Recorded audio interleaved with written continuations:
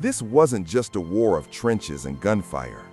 World War I was fought in the vaults of central banks, in the ledgers of bond markets, and behind the closed doors of financiers who never touched the mud of the battlefield. Soldiers paid in blood, but bankers and governments fought with balance sheets. And what they did in those years reshaped the global financial system, the same system that still traps you today.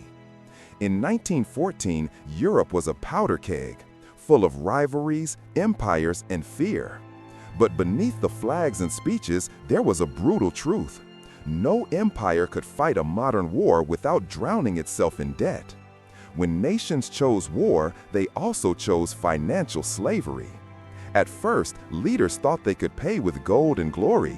Over by Christmas, they said. But within weeks, the illusion shattered.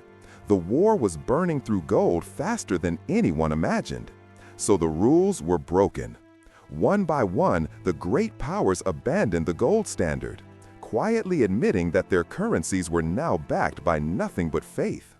It was the moment money became an idea, not a metal.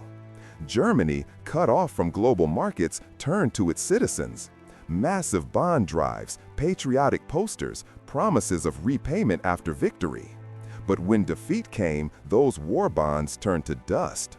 Millions lost their savings, and the bitterness of that betrayal helped feed extremism that would rise again decades later. Britain had a different weapon: finance. The City of London was still the world's banking heart, and when gold ran low, it turned to credit.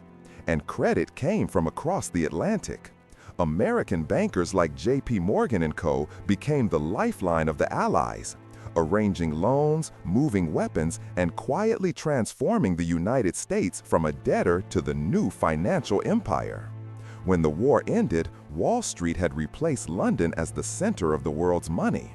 But the cost was enormous. The old gold-based order was shattered.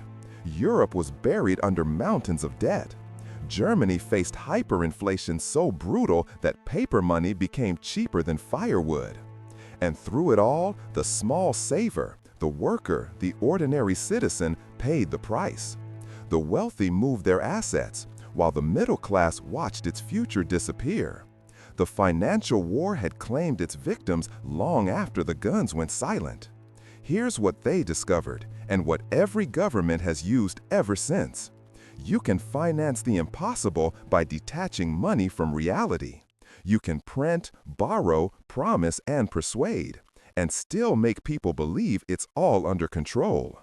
That's the true legacy of 1914. Every modern crisis, from the Great Depression to 2008, follows the same script. When debt becomes unbearable, print more, promise stability, blame someone else. And every time, the people who believe the system is safe are the ones who lose the most. World War I didn't just redraw borders, it rewired the world's economy. It taught governments that money could be weaponized, that wars, bailouts, and crises could all be financed the same way, through illusion. And that illusion still rules your life today. Because the real battle was never only on the front lines. It was and still is in the balance sheets. So next time you hear that inflation is temporary or that the fundamentals are sound, remember 1914 and remember who paid. If this opened your eyes, subscribe. History doesn't repeat, but it rhymes. And the hidden patterns of money and power, that's what we uncover here every single time.